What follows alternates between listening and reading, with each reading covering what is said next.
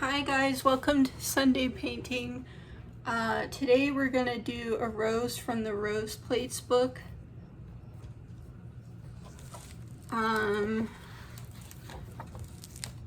By Joseph Redoute. Sorry, I'm mispronouncing that. It is French. And I am English and speak English.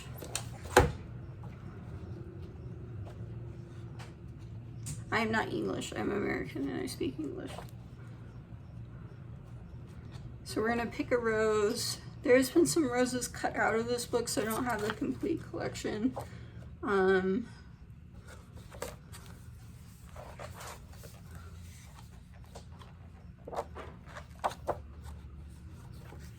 the sake of the video, I'm gonna pick a red rose because white's not gonna pick up very well on the video.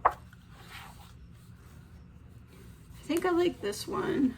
I think I like the shape of it. The fact that it has multiple flowers is going to be fun to draw, and the leaves are kind of nice. So I'm gonna set this up behind where I can see it. And we're gonna do it in the 60-page sketchbook because we're running out of ideas to do for the 60-page sketchbook.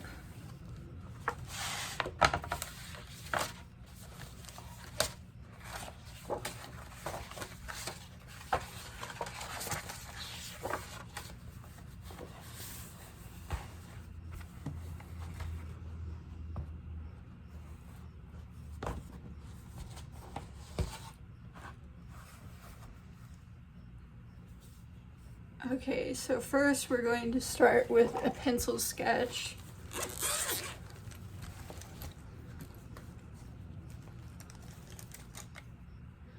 I use these Bolique black number 2s. I just got them from the thrift store, so it's not something I would normally recommend because I think they're kind of expensive. But since I got them from the thrift store, they're a nice find. But I do recommend a number 2 pencil for sketching. Normally I would use the Dixon number 2, so that's what I use when I can't get my thrift store pencils. And I have a pencil sharpener somewhere. I prefer the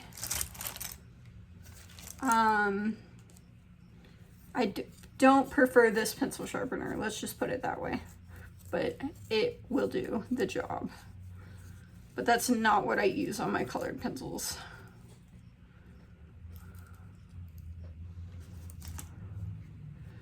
Okay, so first we're gonna start with the 4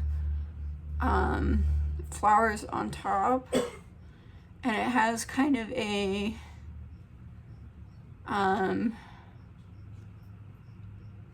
concentric pattern, but we're always looking at the reference and going back.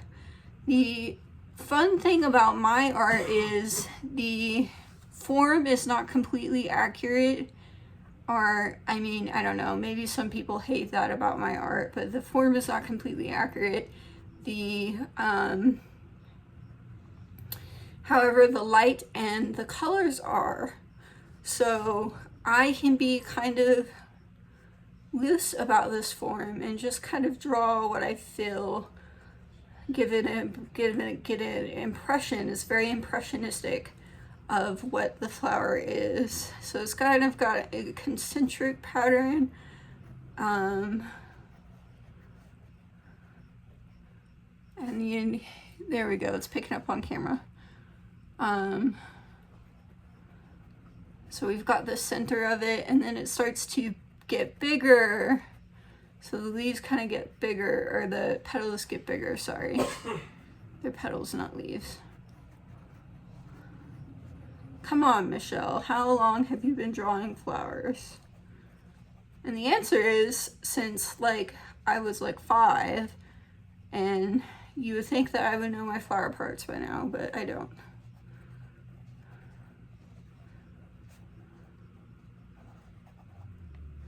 Again, we are not scientifically drawing this.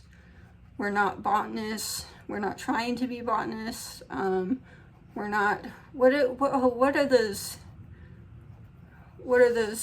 paintings called that are like,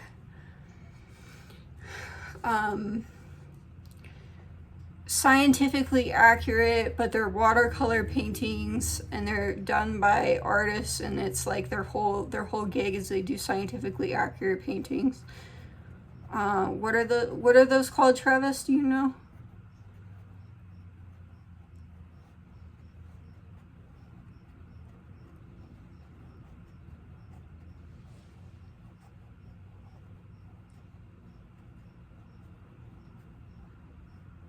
Are you listening to me? Travis? What? Do you know the name of the artists who do scientifically accurate paintings, but they only do scientifically accurate paintings? Botanist isn't the right word. It starts with a B, doesn't it?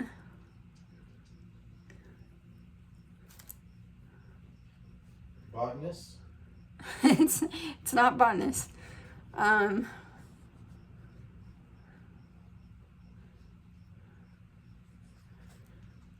not sure. I'll have to Google it. I can't remember.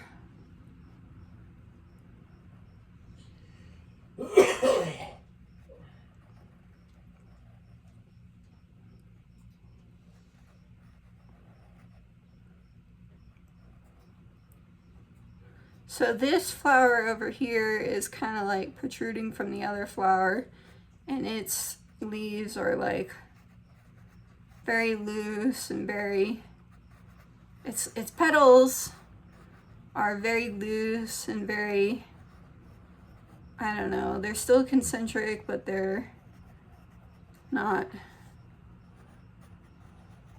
as tiny. The other one's leaves or petals were not as tiny either. I just didn't get it as very, didn't get the impression very well, but that's okay. We're just moving along here. We're just getting the sketch done.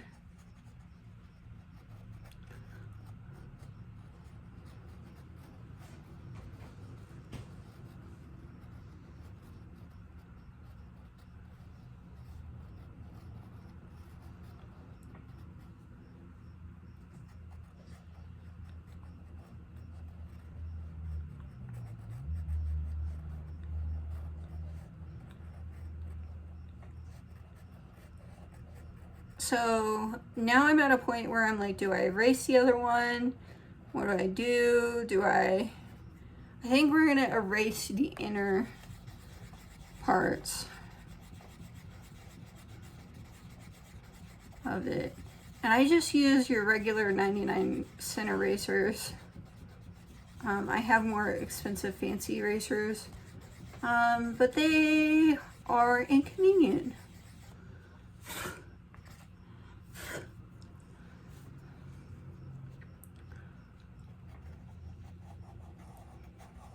So we're going for that concentric pattern.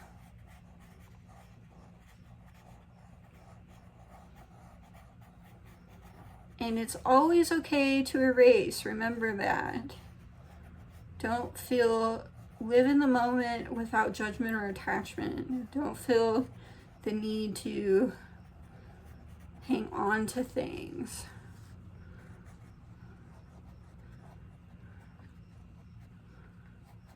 There we go, that is so much better. Okay, so then we're gonna add some leaves here. And this is the little buds. Add some leaves, little bud.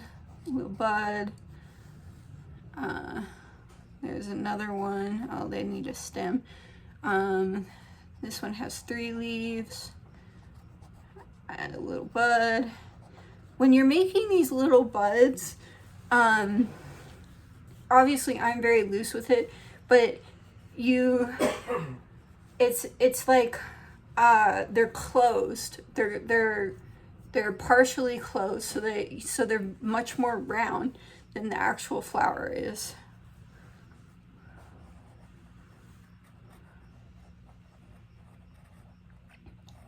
But they make great movement of space, if that makes sense. They create movement in the picture.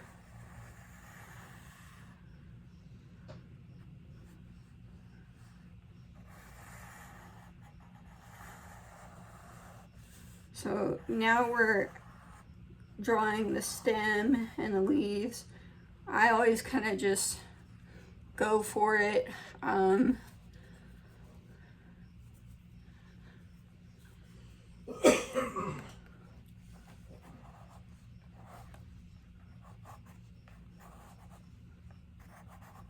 then the leaves are these odd triangular shapes in this particular one. They're like, they're round, but they're triangular, if that makes sense. So think the bases are round, but the tips are triangular. And again, I'm just doing a very impressionistic form. If you were trying to make an exact replica of this, you would do something much different. But since we're doing an impression of it, this is how we're gonna create this. And honestly, I think doing an impression of it is better because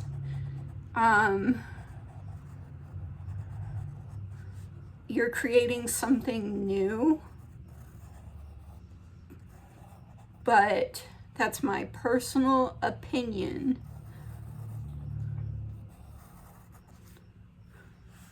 Opinion. Don't take it too hard. Don't take it too seriously. We're not taking anything too seriously, guys.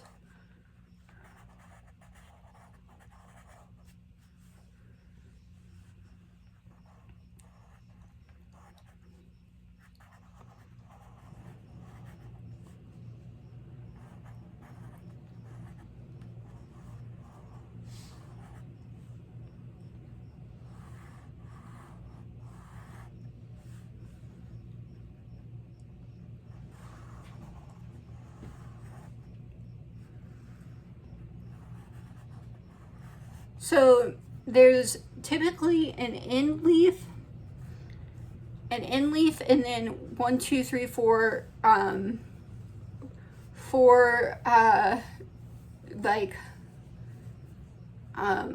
leaves. So the end leaf, you just go boom, boom, pow. Like you use the stem line that you made, and you create the end leaf.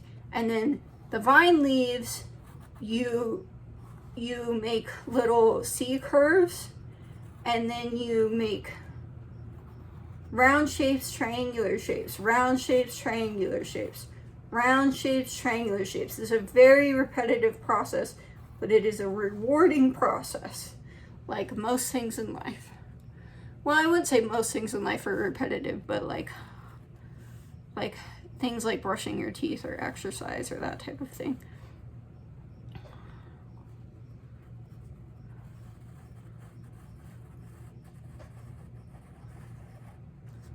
So I just made the stem thicker. And there we go. We have our sketch. I'm gonna zoom in on it if I can. Or I'm gonna drop the phone. There's the sketch. There's the reference. Sketch. Reference. Okay, we're gonna put the phone back in the holder.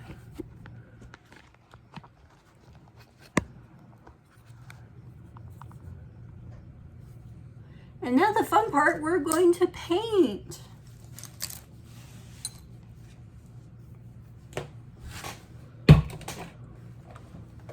So I'm using the Winsor & Newton Cotman set, I think. I think that's what it's called. I'm not sure exactly what it's called. If I can get it open.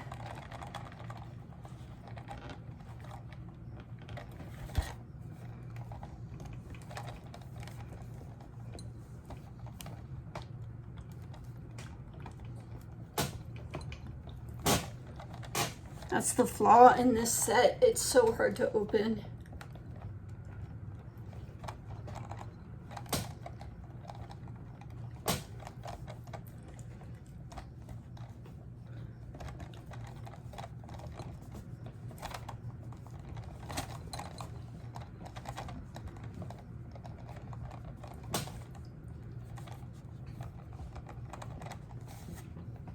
Travis, can you come open this? Yeah, potentially. Here.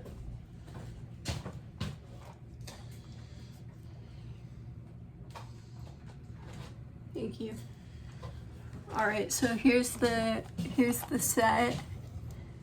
My palette is very dirty, as you can tell, but it has a palette that it has a second palette, which I'm going to use because it is cleaner. So yeah.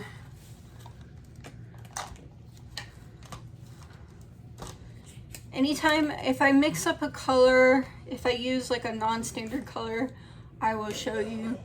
Otherwise, I'm just going to announce which color. Actually, I'll just show you which colors I use. The reason I'm wearing gloves is because it prevents smearing of the sketch.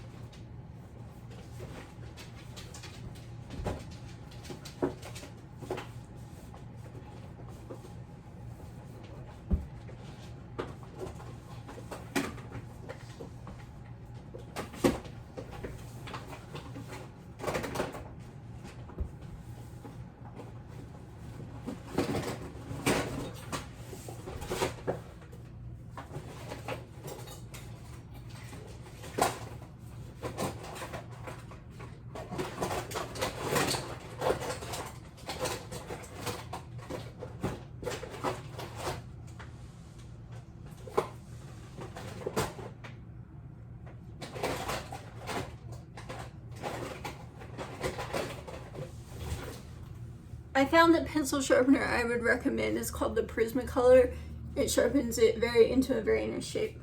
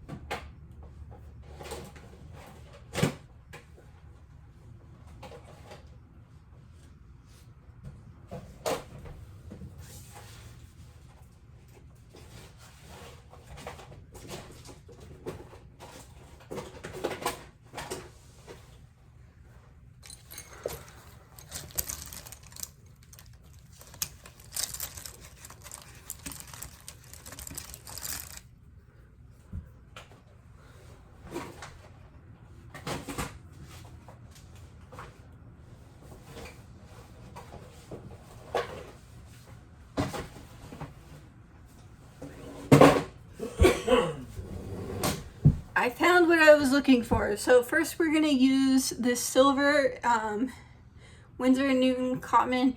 It doesn't come in the set as the background. Silver and a little bit of yellow and a little bit of white.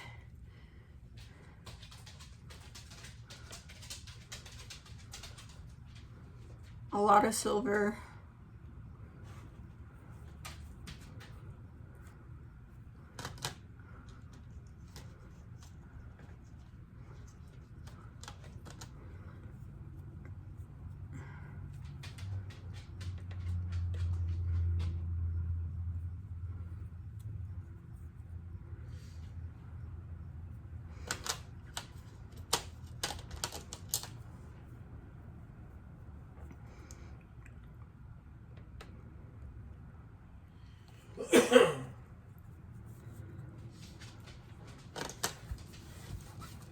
So this is what I'm going to wash the background with.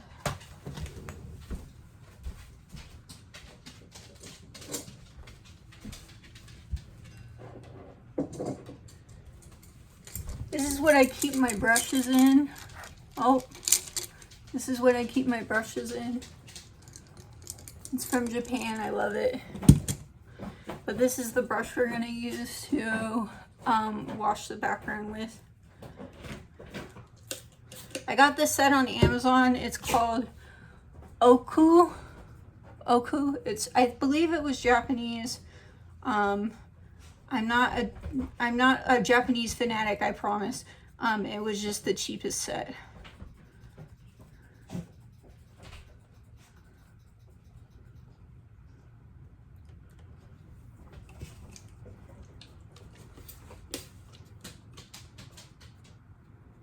Although I do collect a lot of Japanese stuff because I'm part Japanese, so I just, forewarning.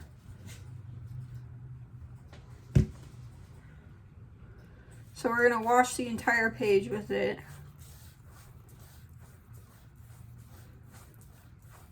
So I sprayed a lot of water into the mixture, but I'm going to spray even more water onto the page because I want it to be a very light wash.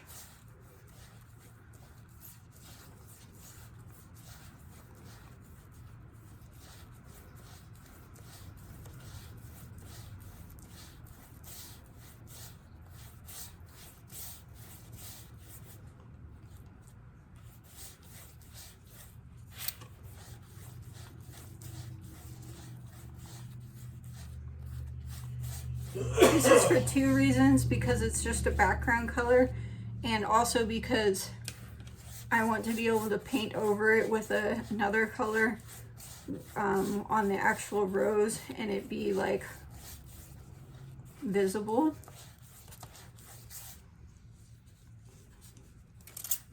I don't know if I mixed up enough color, guys.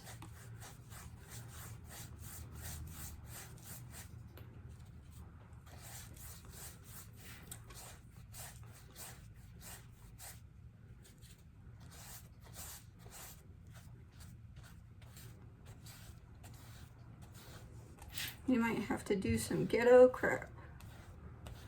Spread it this way.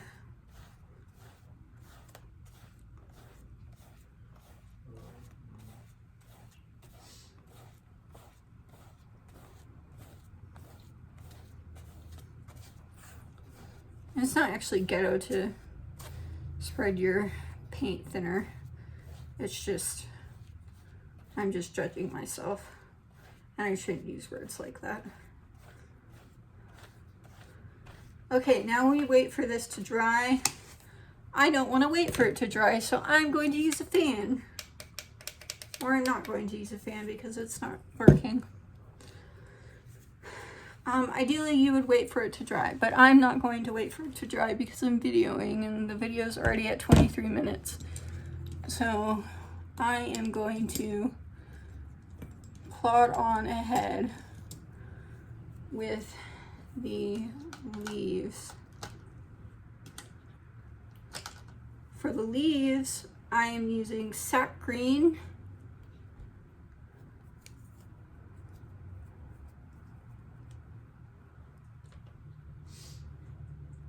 And on the book, it looks more like a yellowy, bluish, but like a dark blue. So there's yellow and dark blue in it. The highlights are yellow and the lowlights are dark blue. So we want to mix the dark color first and then go back in with the light color. Usually you go with a light color first in watercolor when you're doing glazes. But I paint opaquely, so we're going to do the dark color first.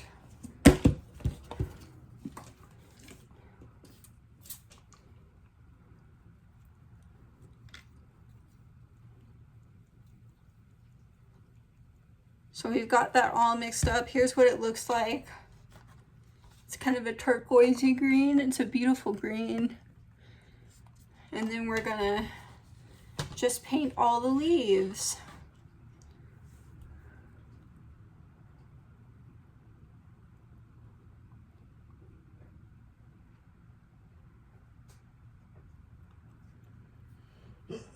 And it is important to like paint each individual line because it leaves a impression, especially when you're kind of when you're in this case, semi painting opaquely, because this isn't like exactly opaque. That one is opaque. It leaves like a little impression where the paint has met the other line, which leaves a beautiful effect of leaves.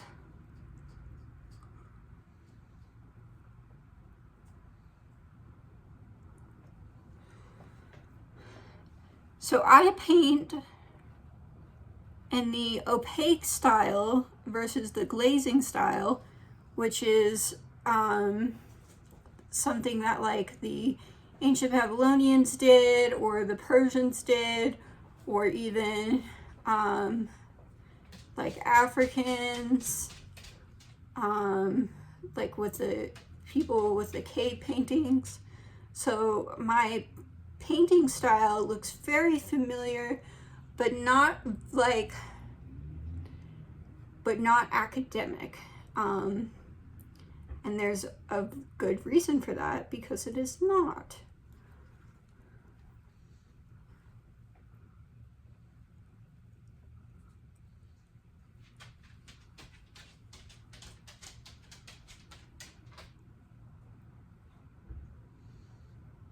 So we're just painting in all these little leaves. Oh, that leaf was a little too big.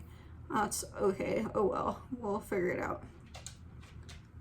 We'll touch it up.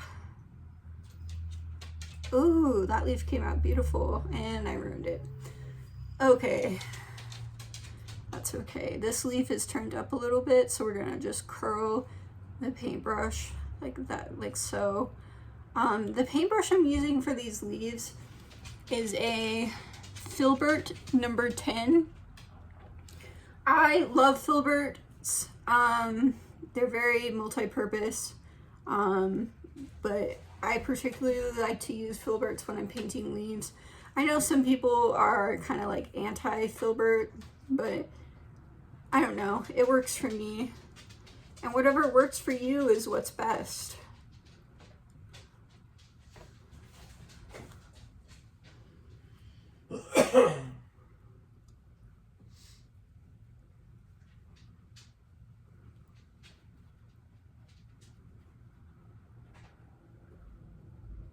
Now, why would you paint opaquely with watercolors? Well, first of all, I learned how to paint with acrylic and gouache first. So it was more natural for me to paint opaquely with watercolors than it was to paint with glazes and washes. Not that I couldn't. I mean, I've learned how to through YouTube tutorials and books and stuff.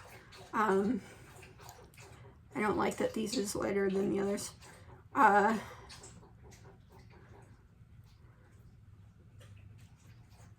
But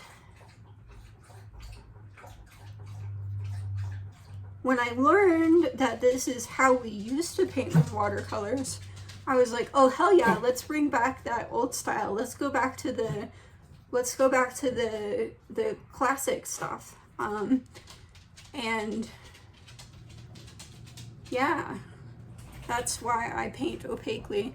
I need to get a cup of water.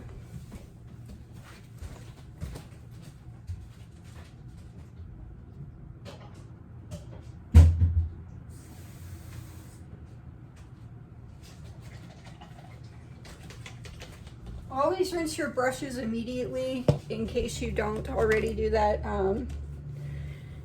It is hard on your brushes if you don't, and it's just good practice.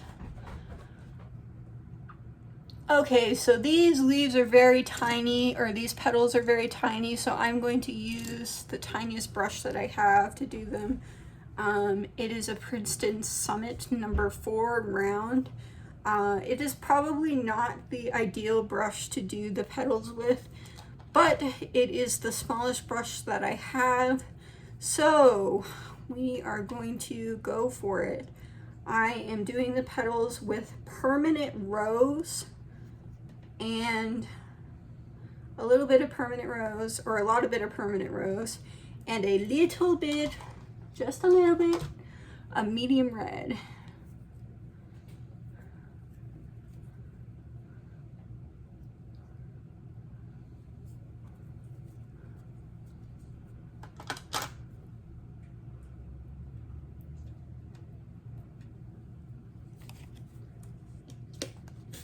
Give it 1 spritz from my water bottle.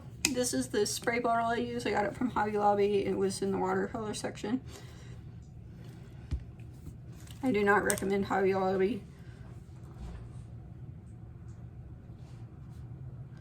Okay, then we're going to just paint each individual petal, even though it's going to be a pain in the butt. Because that's how we get the effect. And we're trying to leave that space in between, but sometimes it's just not gonna happen.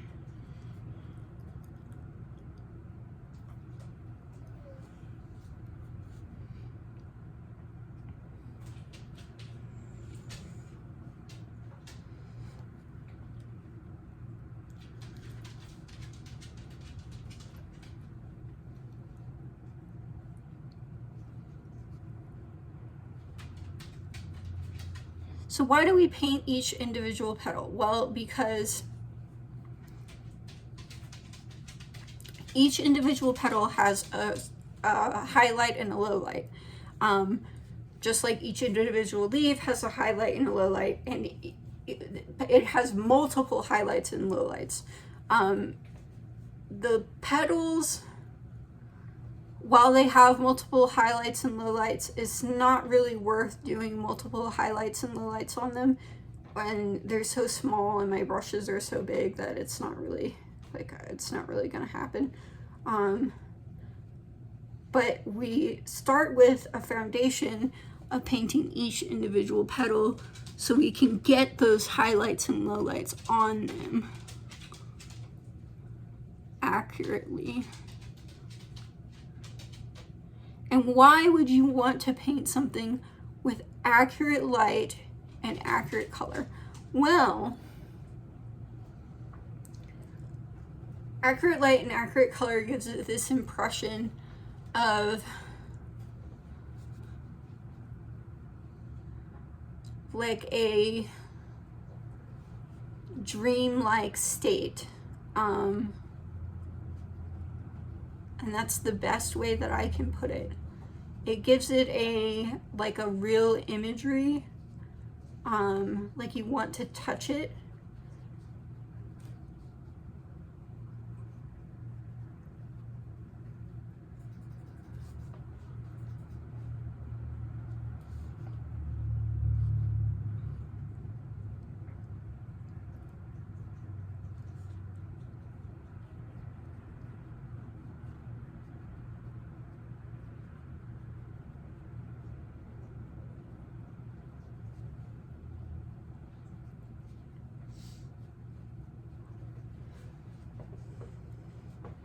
So we're just painting each individual petal.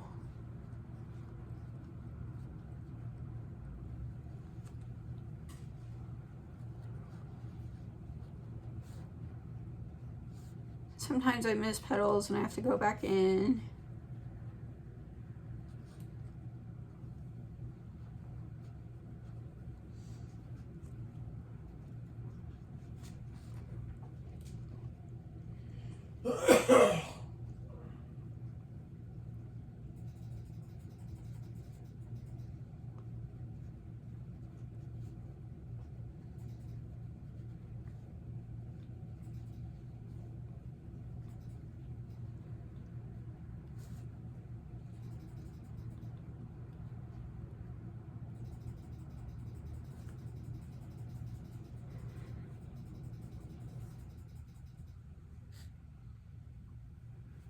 So this rose over here was redder than the other roses.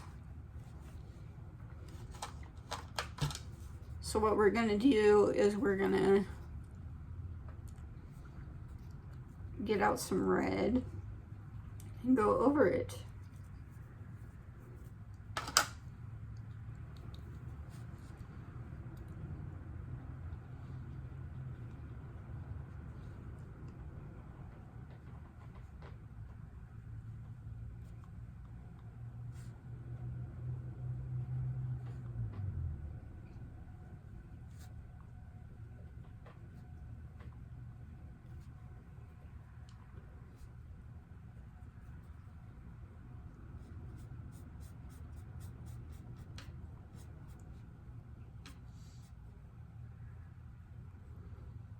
So the color is inaccurate a little bit, which is bothering me, but we're gonna plod along.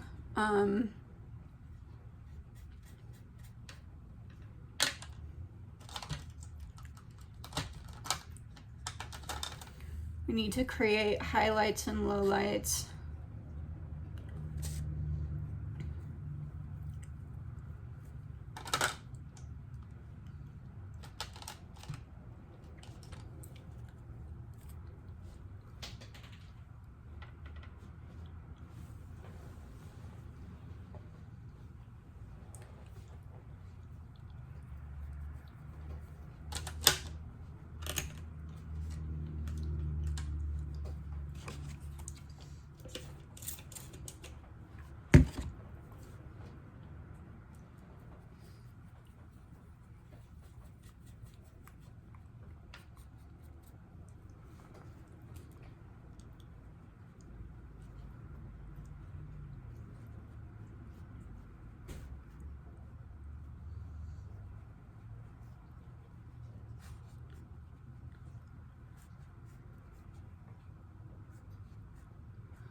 So this would be my highlight. It's a pink. It's a very pink. And I'm just going to the north side of each petal.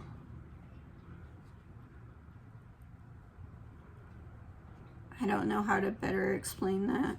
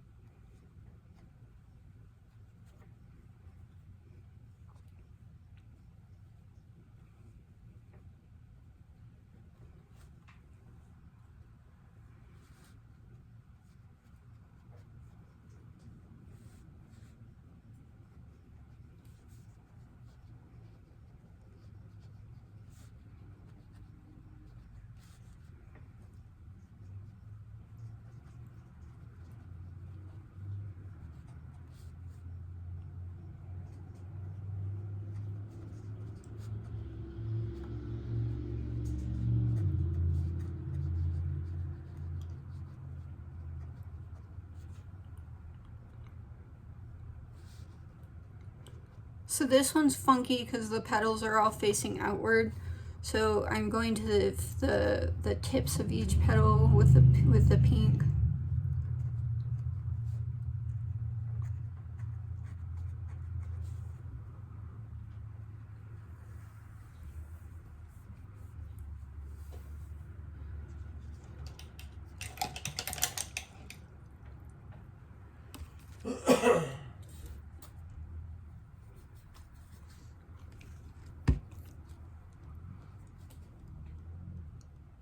And for our lowlights, we're going to do some orange.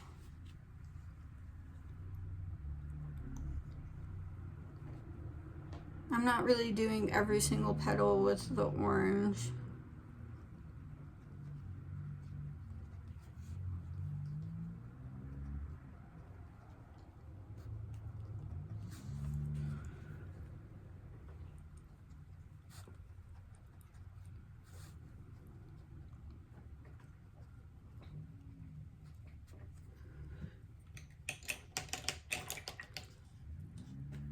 Okay, now we need to do our stems.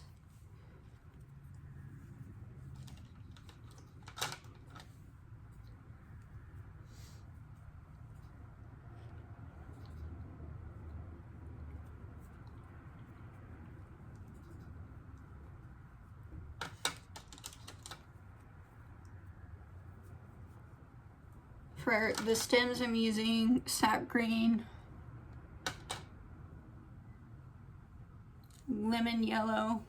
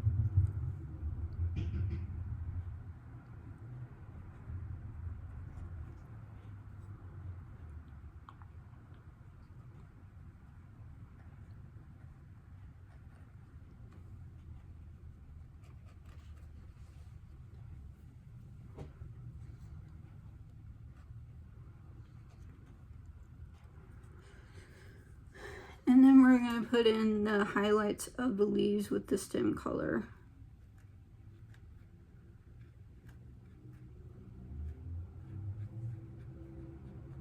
So I'm just using my brush to draw tiny lines.